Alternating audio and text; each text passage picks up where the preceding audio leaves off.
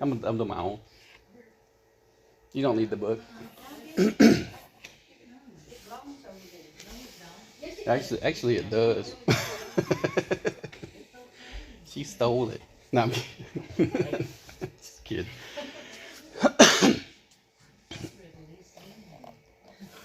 Nah, it's all good. I'm not using the book anyway. We all know homosexuality is an abomination, and I mean that's what the entire lesson was on. So I just get to the point and go on to this one because this is like real life, what's going on now that we can actually see unfold. Like I told one of them at work, this is you can go through like Matthew 24 or Luke 21 or anything like that, and you can literally you see the checklist just right down the list, and that's where a lot of this is going today. Is not so much in the New Testament. Like I said, I'm going to start off in Luke just for the backstory of what's going on now. Most of it's actually in the Old Testament that's actually backing what is said here up. And so we'll go with that. I think the main verse that I picked for this one is actually Isaiah 5:20. It says, "Woe to those that call evil good and good evil, who substitute darkness for light and light for darkness, and who substitute bitter for sweet and sweet for bitter." And, like I was talking about, along with the actual lesson that was in the book, is everything just jumbled up today. I mean, no matter what's going on, it's like, well, this sounds like it ought to be good, or so-and-so says this, then automatically you have to feel, a reason to just be like, well, I don't like this person, so automatically I'm going to go to the opposite side. And I don't understand that concept, but it's like I'm automatically going to play devil's advocate because, like as an example, where Trump, he did the whole thing with Israel, moved the embassy to Jerusalem and recognized Jerusalem and things like that. But then you go through, and because people don't like Trump, they're automatically against Israel. They're like, why? But one of the things, if you go to Genesis 12:3, one of the very first covenant that God made with Abraham, or Abram then, it says, "And I will bless them that bless thee, and curse them that curse thee, and in thee shall all families of the earth be blessed." That was the very first covenant that God made with Abraham, or Abram, when he told him, leave. You want to go to, this area. You're going to settle there. That's when he took his wife and Lot, and they moved out of down to the land of Canaan, and out of the other areas, which was, I believe, modern western Iraq was where he was at originally. So God. So that was that part. But then you go to Luke here, and it's talking about, they're asking the same question. Luke 17 kind of goes along with Matthew 24. But it's actually broken in two different parts where Luke did the research for it, is that he separated them, where he's talking about the times now would be like the days of Noah. And in this one, he's talking about, because he says here, starting on the verse 22, it says, "And he said unto his disciples, The days will come when ye shall desire to see one of the days of the Son of Man, and ye shall not see it. And they shall say to you, See here, or see there, go not after them, nor follow them. For as the lightning that lighteneth out of one part under heaven shineth unto another part under heaven, so shall also the Son of Man be in his day. But first must he suffer many things, and be rejected of this generation. And as it was in the days of Noah, so shall it be also in the days of the Son of Man. They did eat, they drank, they married wives, they were given in marriage until the day that Noah entered the ark, and the flood came and destroyed them all. Likewise, also as it was in the days of Lot, they did eat, they drank, they bought, they sold, they planted, and they builded. But the same day that Lot went out of Sodom, it rained fire and brimstone from heaven, and destroyed them all. Even thus shall it be in the day when the Son of Man is revealed. In that day, he which shall be upon the housetop, and his stuff in the house, let him not come down to take it away. And he that is in the field, let him likewise not return back. And Luke 17:32 says, remember Lot's wife.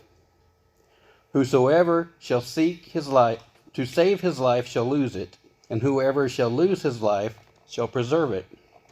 I tell you, in that night there shall be 2 men in one bed, and one shall be taken, and the other shall be left. 2 women shall be grinding together, the one will be taken, and the other left. 2 men shall be in the field, one shall be taken, and the other left. And they answered and said unto him, Where, Lord? And he said unto them, Wherever the body is, thither will the eagles be gathered together. So basically what he's saying here is, Matthew 24, we covered that one before, where he's talking about, you don't come down from the roof to get your coat. You don't, go back to get your belongings. And see, this one here is a little more detailed in the sense that says, remember Lot's wife. When she turned to go back, she turned into a pillar of salt. She wanted to be back. She wanted to be back. Right. She didn't want to go back. She wanted to go back where the sand is. Exactly. I like the commentary there too. After he talks about Lot's wife looking back, the commentary right after that even said something about whoever seeks their life will lose it. Will lose it, and whoever shall lose it will gain it. Right. So it's kind of, if you look at that metaphorically speaking, when she's looking back on her life, she lost her life. Right. But she wanted to keep that. Yeah. Because that's what she was happy with, what she was comfortable She's with. happy with sin. Just Right. Like people are today. Mm-hmm. People are happy with sin. Exactly. And just like in the second part of the analogy, whoever loses their life, they gain their life. It's kind of referencing salvation. We give our lives to God. We lose our human lives to God. We lose the old man, the old evil. Man, but yet we're losing our old man to gain a new life. Right. Which I thought that was a really super cool analogy when you read that out. That's why I like.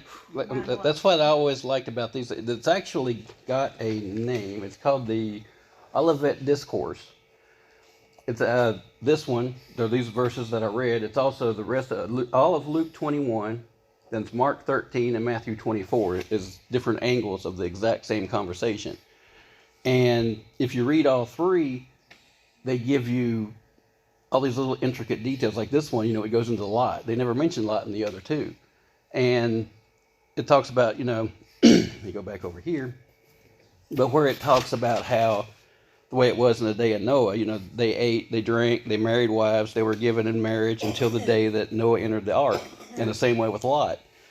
And basically the only thing that's really saying is they were just living life. I mean, they were getting married. They were, hanging out with their friends. They just like today, you're off work, go do what you want to do, hang out, go to Bluefield, whatever. And, it's just a normal day. And then everybody's busy these days. Exactly. Again, we were talking about, isn't that kind of referring to the rapture? Mm-hmm. And people would be taken, one be left? Yep.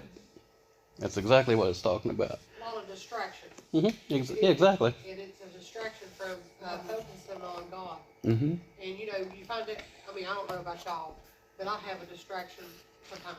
I always have a distraction, unfortunately. Like if you're thinking, okay, let me read, and then I'll get on my phone, and then I don't wind up reading.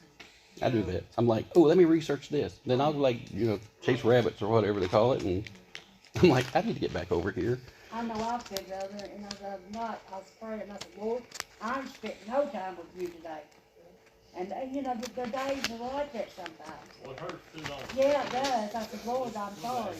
Forgive me, yeah. It's good though that we have awareness though when we know, because it sounds like in that time they were just woohoo, didn't even think about that because they were just enjoying their life. Well, we're doing it today. I mean, we're doing the exact same thing. We're just living life like, well, we got tomorrow, or we've got next week, or we've got next month, or, people preparing for Christmas, or, things like that now. You don't even know if you're going to be here Christmas. Me and Vanessa were talking yesterday, and we was talking about something, and she said, Mommy, she's young. I said, honey, young folks, and she was probably saying something she's telling me. She said, but young folks, Mm-hmm. And, it's just not old people. That's what people think. Okay, I'm going to not die until I get old or whatever, That's not the way it is. Mm-mm. No, it can be any time, any age. Or I'll get right when I get old. Exactly. But that's what I think he's saying here is that if you go back over to where it was talking about, where Lisa was talking, where, you know, she was talking about with the, why do I always do that? I grab the page and I flip it. But where he's talking about Lot's wife, you know, it says, whoever shall seek his life shall lose it, and whoever shall lose his life shall preserve it. And then it turns around, and he's talking about with the rapture. It says, and I tell you, in that night there shall be 2 men in one bed, and one shall be taken, the other shall be left. 2 women shall be grinding together, and one shall be taken, and the other left. So, to me, when I read that, it tells me that, you know, if you, and I think Jesus said this, I don't remember what the verse was right off, but where he's telling the people to follow him. And the guy's like, well, let me go and let my family know, or I got to go, you know, bury my father or whatever. And Jesus tells him, let the dead bury the dead. So, We should live our lives rapture's ready. exactly. And that's, I think, is what he's saying. This whole point is that, you know, if you're on the roof and something's going on, don't turn back to the way things were, because things are about ready to change. So, you know, this is done. What, going back off the roof or going back, you know, to out of the field and trying to get your coat or whatever, keep going this way. You don't want to go back. But that's, I think it's a lot of what he's saying here. And as I was doing the research on this, and we'll get back to the Old Testament here in a second, but it all just, like I said, you know, it all just falls into place and it like makes sense. So like, well, I didn't notice that before, or I didn't notice this before. And actually, when she was talking about that, that's when it actually clicked, because I was like, that's what I like about, you know, Bible studies like this, is that when you're talking it out, people, you know, little things happen, and it's almost like playing Jenga. You're moving the blocks and you're putting them in place, and eventually it falls into place. You're like, wow. But that's the way that, like I said in Luke, that's the way it plays out. But then we go back to the Old Testament, where we're talking about Israel and stuff today, where they've got all this stuff going on, and you've got all these people that are coming out against Israel. You've got, I'll list the people here. You got the Houthis in Yemen they're basically backed by Iran. So, you know, they got their missiles and their stuff. They've already declared war on Israel. You've got Turkey, that is actually a NATO country that threatened the United States, told us that if we get involved, then they're going to stop us. Which don't make no sense, but, you know, rhetoric. Iran, you know, they're doing the same thing. They've pretty much already. And the thing with them is, if you've ever known anybody that was a Muslim or anything like that, is I was reading the other day that in Iran there is a certain preacher that I believe was supposed to have been the nephew of Muhammad, that he has his mausoleum set up, and the imam or the high priest that's over that temple, or that whatever they call it, that particular thing was called, mausoleum, put up a black flag. And this is the first time in history that black flag has been raised up. And according to their lineage and the Quran and stuff like that, when that black flag comes up, then all the Muslims are supposed to unite, and they're supposed to, you know, come together as a single entity, rather than, you know, fighting amongst themselves and things like that. Basically, they got a common enemy. And the way that was set up, that black flag, and the guy, the head priest that did the speech, was basically saying, you know, that we're all against Israel and we're all against the United States, basically against Jews and Christians. So you have that point, which just happened in the last couple of weeks.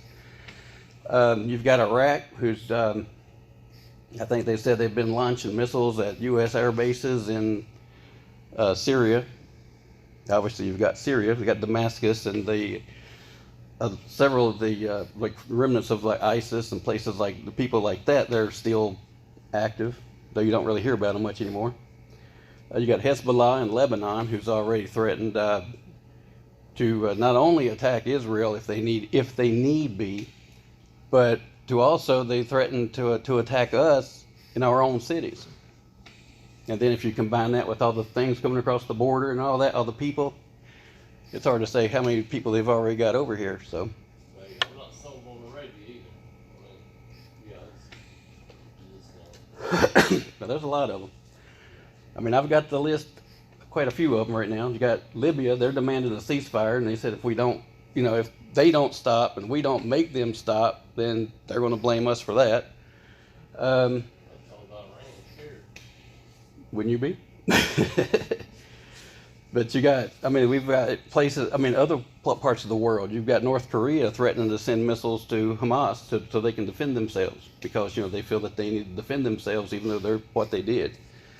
You've got Bolivia in South America that's suspended the ambassador to Israel and sent him home, and basically saying that we don't believe Israel exists anymore. You got China.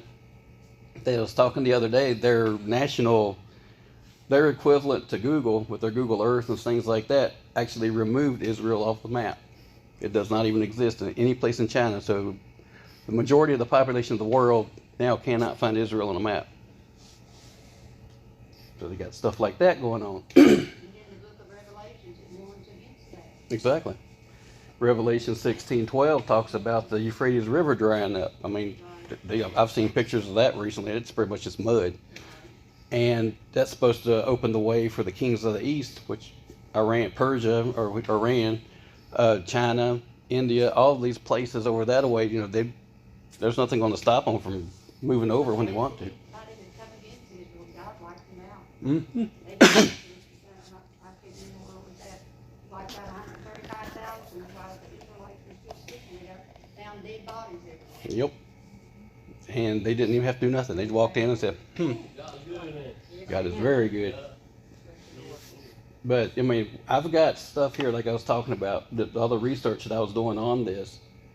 And the things that we see on the news, or possibly don't see on the news, is actually talked about in every single one of these books by name. It's not, specific like, well, it might be this or it might be that. But, they're talking about they're going into Gaza and all that kind of stuff. You see all these fires burning. Joel talks about the Israelites going into Gaza and setting the walls on fire and burning their palaces to the ground until there's nothing left. What scripture is that? Joel? Let's see. No, it's Amos. I'm sorry. Amos 1, 7, and 8.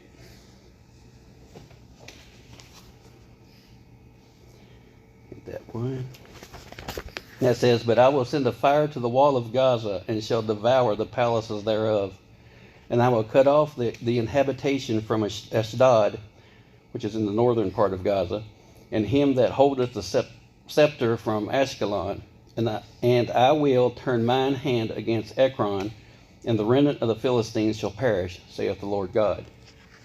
So these are things right now. I can go, I've been watching live streams on Rumble. They've got all these 4 or 5 of them, and these names, you can see webcam footage and things from Ashkelon shining across the border and things like that. You can see, these names are in existence today. It's not like, well, who does this represent or anything like that. But, you've got all this stuff. And like I said, we've got more of these. That was that one. Zephaniah 2, 4, and 5. He's over here. Talks about, for Gaza shall be forsaken, and Ashkelon a desolation. They shall drive out Ashdod at the noonday, and Ekron shall be rooted up. Woe unto the inhabitants of the sea coast, and the nation of the Kerethites. The word of the Lord is against you, O Canaan, the land of the Philistines. I will even destroy thee, that there shall be no inhabitant. And every single bit of this, the Kerethites were basically after David and Goliath had that whole deal with the Philistine. These people worked under David basically as mercenaries, and they were Philistines. There were the remnants of the Philistines that was left after that battle, and because of what happened, he basically hired them and fed them and took care of them. And that's what he was talking about here, which is basically in that same area, that same Gaza area. Then you have, and as an example of that one, Zechariah 14, 1 through 7. This is going back, this is Zechariah, and he's talking about Christ's return. I mean, this is like old school. I mean, they don't even believe Christ is even the Messiah. But, what did I say that one was? Zechariah 14, 1 through 7. It said, Behold, the day of the Lord cometh, and thy spoil shall be divided in the midst of thee. For I will gather all nations against Jerusalem to battle, and the city shall be taken, and the houses rifled, and the women ravished, and half of the city shall go forth into captivity. And the residue of the people shall not be cut off from the city. Then shall the Lord go forth and fight against those nations, as when he fought in the day of battle.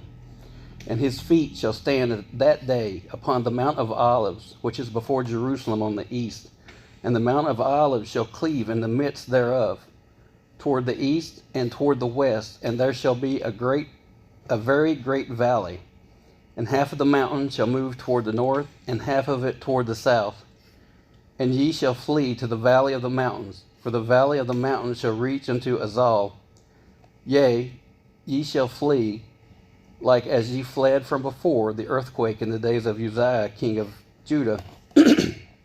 And the Lord my God shall come, and all the saints with thee.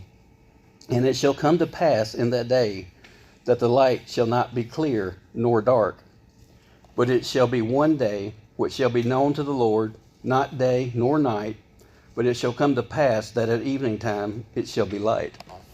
I think what's cool about that whole set of scriptures that jumped out when you were reading is this is real life. This is real day happenings, because when this first happened on October 7th, they literally invaded a festival, took the people, they did unspeakable things such as raping women, killing children, taking captivity. We still have hostages, still U.S. hostages, Israeli hostages.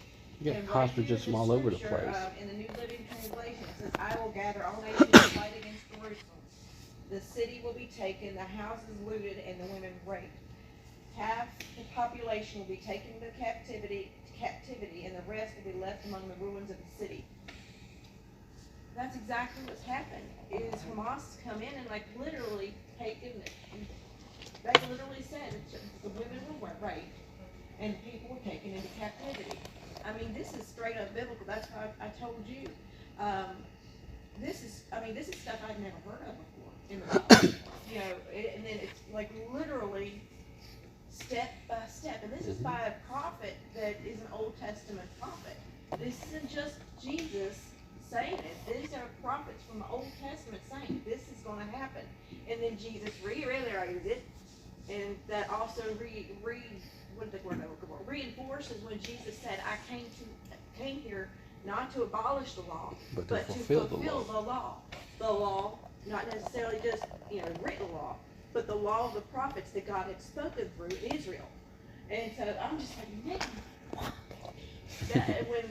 when God just dropped this down, I'm sitting there eating popcorn. But I'm just like, wow, this is amazing, and I get excited about it in my spirit.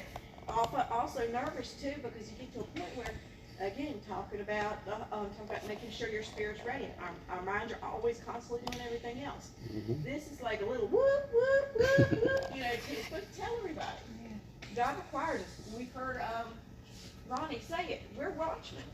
People who are saved are watchmen for the other people. Hey, pay attention. Here it's happening. Hello. But I'm going to shut up now so he can finish, because if not, we can talk all day. But, to go back to what you were saying about being watchmen, Jesus tells us to go out and spread the gospel. That's right. And this is basically why. I mean, I don't remember what verse it was. I've got it in here. I'll find it. But it literally talks about, it may be where I just left off or stopped early, but talks about when the Lord is on the Mount of Olives, that as the people come in to attack Jerusalem, it's talking about how the flesh will be melted from their bodies, the eyes in their sockets and the tongues in their mouths. And it's not, I told Lisa, I was like, it sounds like a nuclear bomb. So except for it's God doing it. It's not, us firing at each other or whatever. It's literally God taking out the enemies of Jerusalem or of Israel itself. Mm-hmm.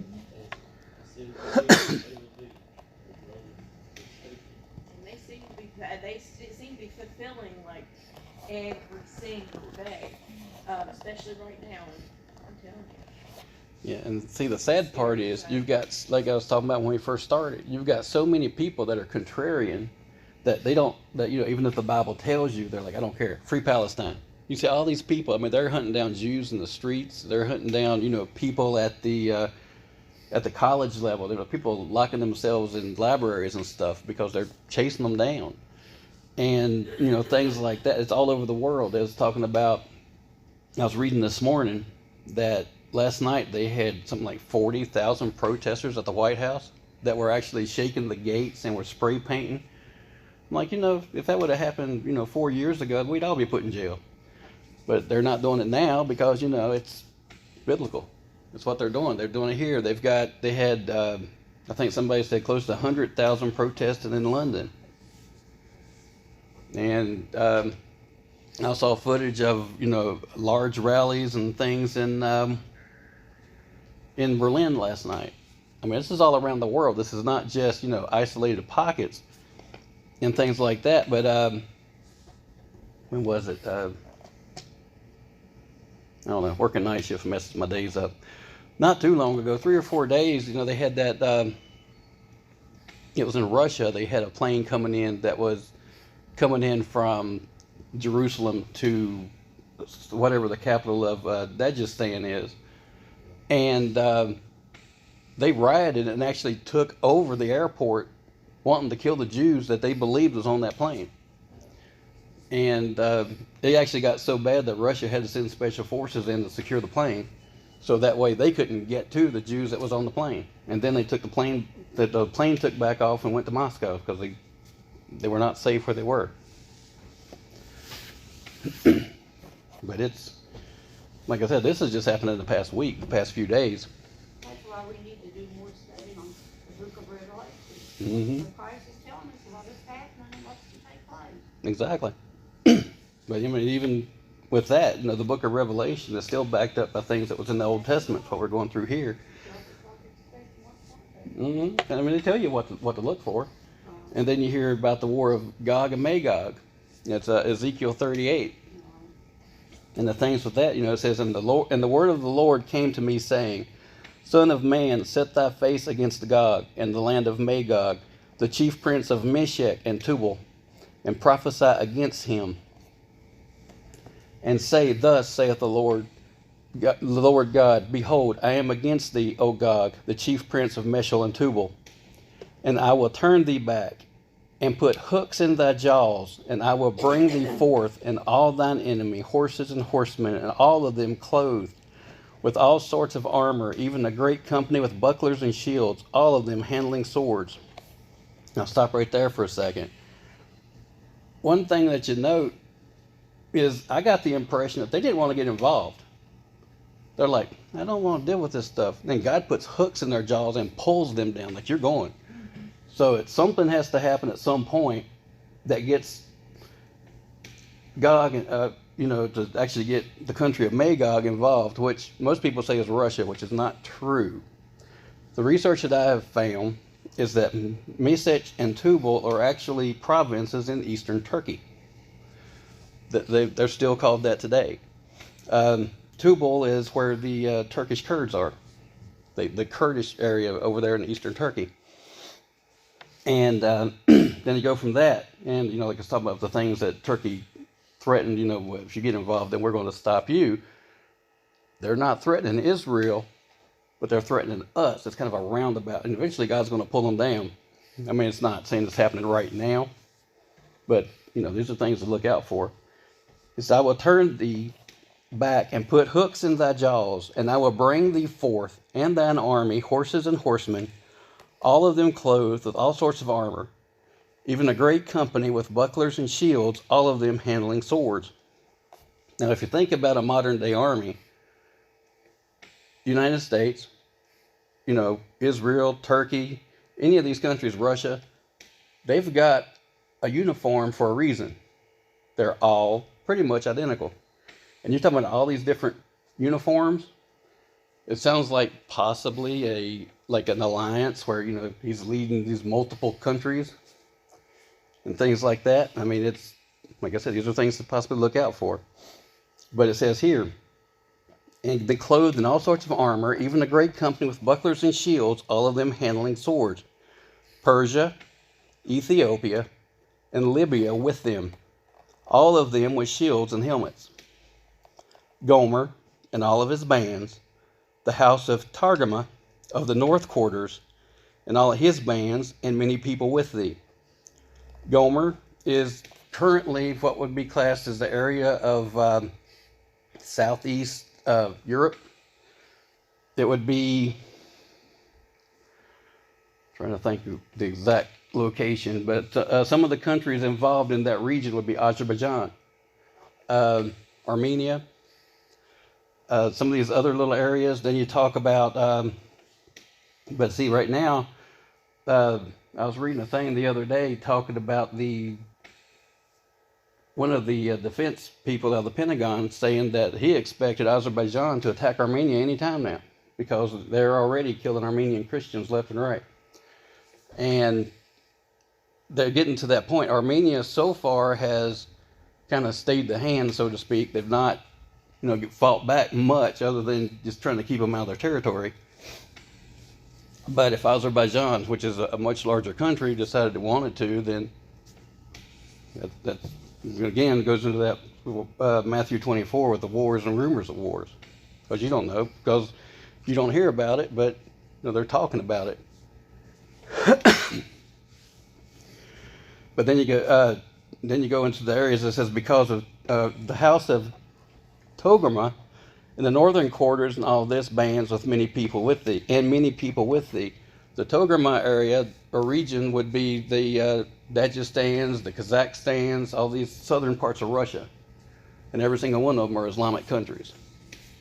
So that kind of sets that balance. So that way, you know, when Persia and Turkey decide that they're going to move, then all of their allies in the region around them are going to come with them. And it says, be thou prepared, and prepare for yourself, or for thyself, thou and all thy company that are assembled unto thee, and be thou a guard unto them. After many days thou shalt be visited. In the latter years thou shalt come into the land that is brought back from the sword, and is gathered out of many people, against the mountains of Israel, which have been always waste.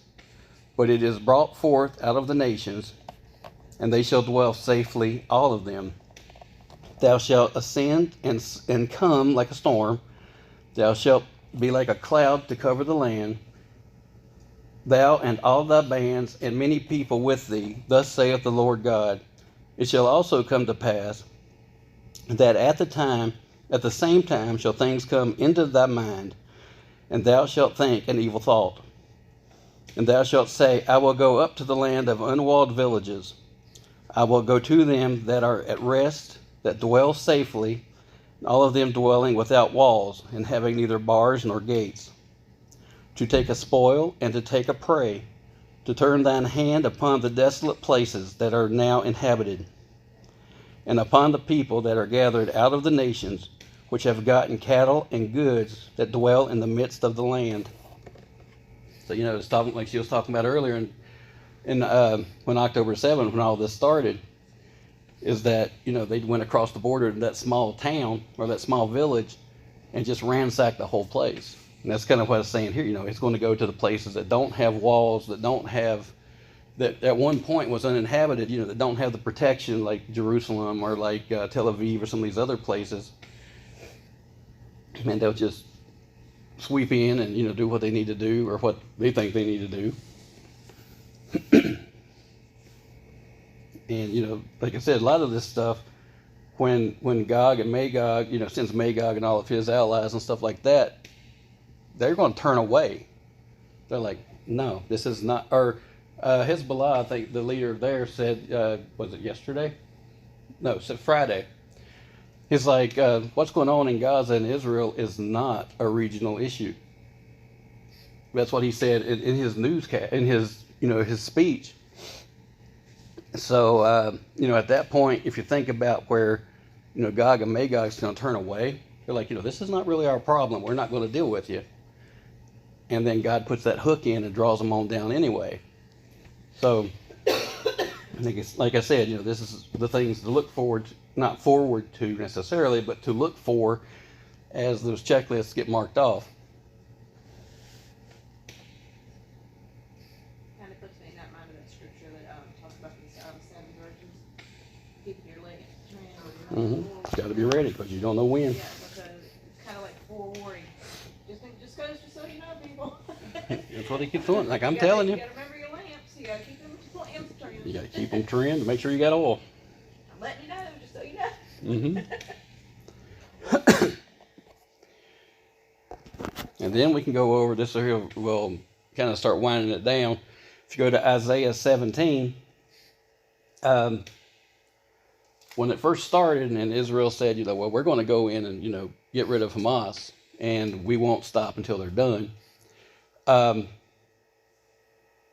Hezbollah basically told them that, they told Hezbollah that if you get involved, you start shooting missiles at us from the north, we'll flatten Damascus.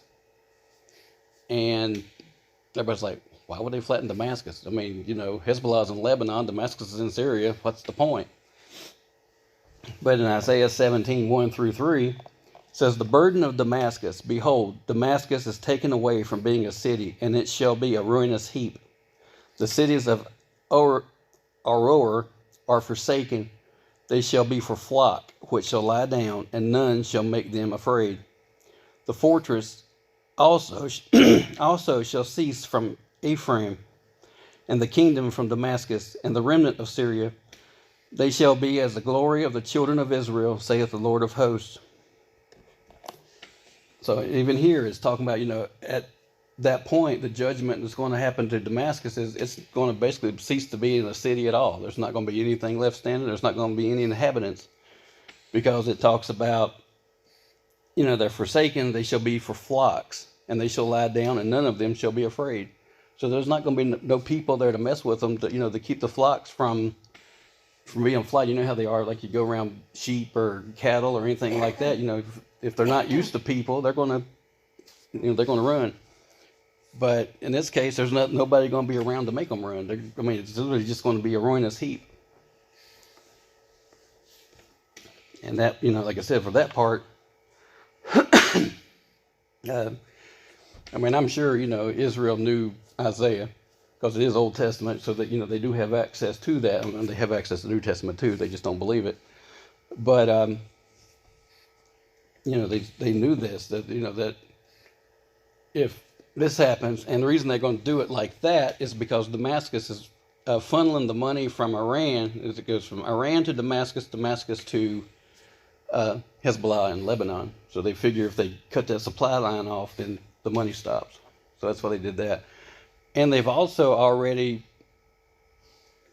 had, I don't know if they're airstrikes or missile strikes, but they've already hit the airport in Damascus, so that way flights can't leave and come back, so they can't drop supplies off to have them delivered. So, this kind of stuff's going on pretty regularly. And, it's talking about earlier on there about how so many nations are to be gathered, against Jerusalem. It's actually going to be encompassed. Yemen is actually south of Israel. Then, like you was talking about earlier, Saudi Arabia, you don't really know where they stand, but they're still south and southeast of Israel. And Jordan hasn't really said much of anything, but other than the fact that they refuse to take refugees. They don't want any refugees coming across the border. Israel said the same thing, or not Israel, Egypt said the same thing. They didn't want refugees, but now they're starting to let them trickle in. And I don't know how telling that is when, your fellow countries of the same religion are looking at you like, we don't want you here. Like, But I was telling Lisa what had happened after I think it was the 1968, the Yom Kippur War. Egypt and Jordan both allowed, I think it was close to 150,000 refugees into the country, and within a year they had already tried to overthrow the country. they pretty much just tried to sack the whole place, and Jordan had to send the army and push them back into Israel. That's why they're on the West Bank now. Is they got pushed back in. They're like, we don't want you here. So It's like COVID. It came in, and I mean, it got wild. I mean, it's like a disease, mm-hmm. Like you said, it's all take over. Yeah, very much. And that's what they're doing here. I mean, let's talk about the protests they had last night. It's kind of the same thing. Mm-hmm. I mean, it's at the White House. I mean, you're at the Capitol building, the White House, and you're running, 90,000 people. That don't seem logical, at least. But like I said, it's talking about all these people coming around, to encompass Israel. So at current time around Israel, many nations have warships on patrol. China, Russia, Iran, Egypt, many European countries, Turkey, Syria, Lebanon, and so on. It's important to note that China is not a part of, because of everything that's going on. Everybody's like, well, China's going to come over and do this, this, and this. China is there as a part of an assignment that they had. If y'all remember, however long ago it was, all the pirate things kept taking the ships and all that, and they had to send people over back and forth to try to get the pirates off the ships. China, because all the manufacturing and things that they do, they've sent 6 warships to that area, and their purpose for being there, at least legally, is to guard against pirates. So they're cruising back and forth, making sure these big cargo ships are not attacked and things like that. But they're still within the range of, if Beijing's like, well, we don't like what's going on, go over there and, get involved, they could be there within a day. But like I said, as of right now, they're not a part of everybody. You see a lot of it on the news. I've heard people talk about like, well, China's already in the area. Well, yeah, but they're just kind of taking care of their own stuff. They're not really worried about what's going on everywhere else. But, like I said, hopefully they won't get involved, because everything according biblically is they're supposed to come across the Euphrates. And the kind of boats that they got over there are not going to fit in the Euphrates, so technically it don't fit.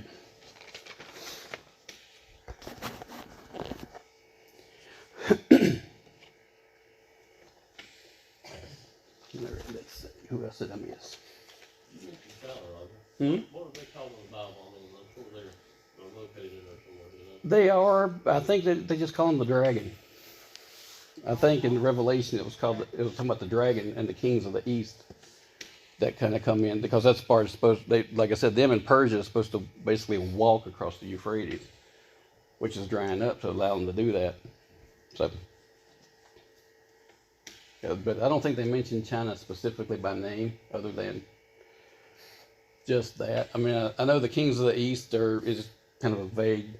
It could be anybody. It could be India. It could be China. It could be Mongolia, as far as we know. But I don't think they'd be involved. They're too busy chasing horses. But you never know. So we go to Joel 3. We'll go through 1 through 3, and go ahead and finish it up.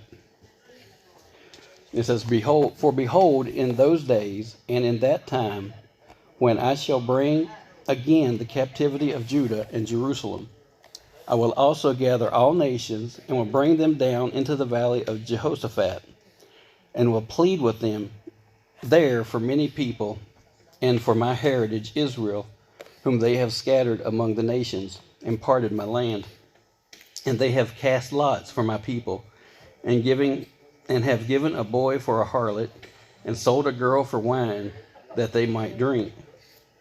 And then if you go on here, it says, yea, and what have ye to do with me, O Tyre and Zidon, and all the coasts of Palestine?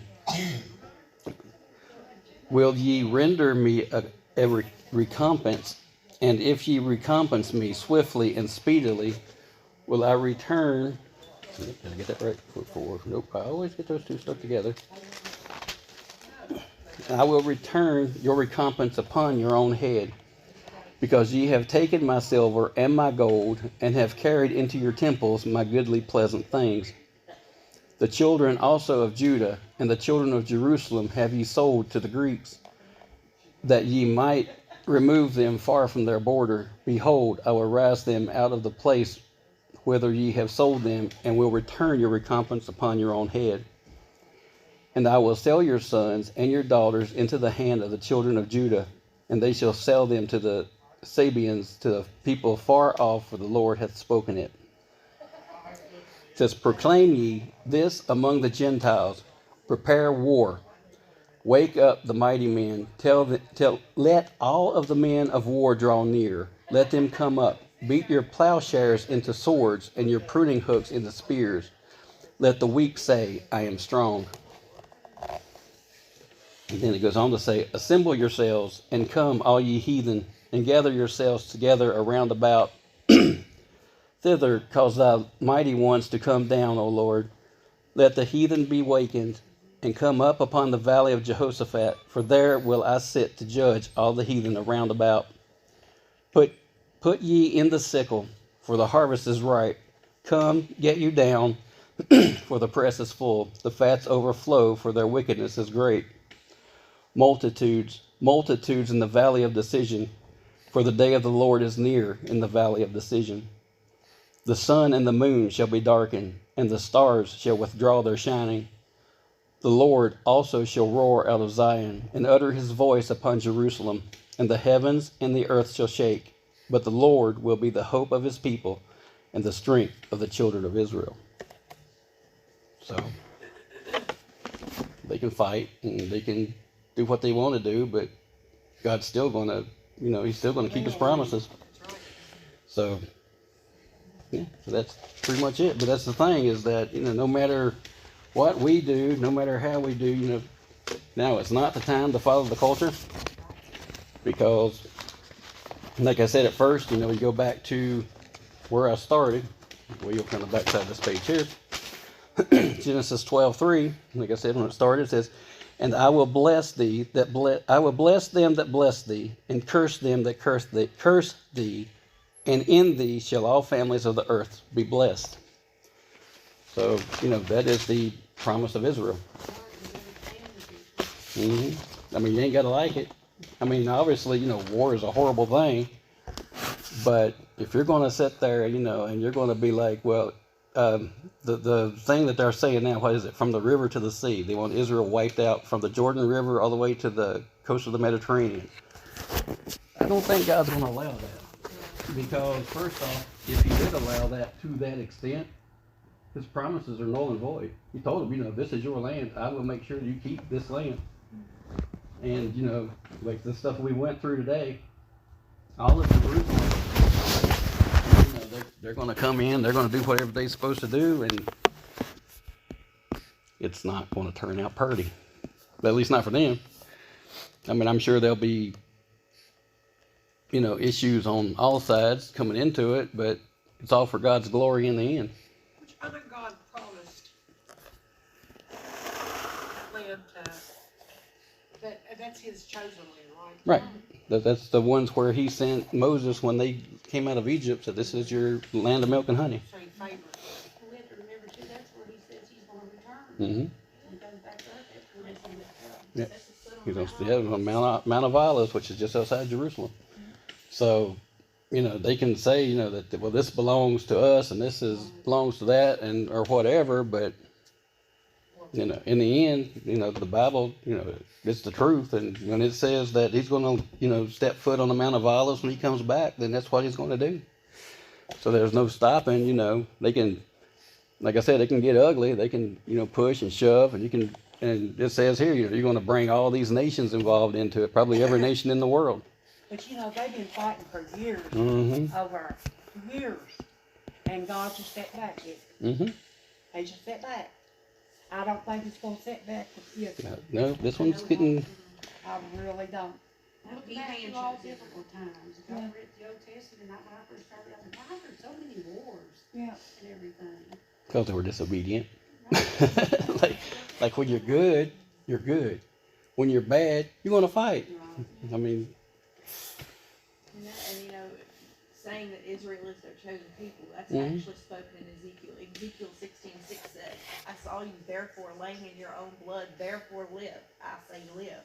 He looked at those people, he saw them in their own blood, and he pulled them out, and he told them to live. So it's like literally, Israel is God's people. He cannot back down from that That's covenant right. at all. Cause God don't lie. Exactly. No. And was it Ezekiel, the one that was talking about the dry bones? Yep.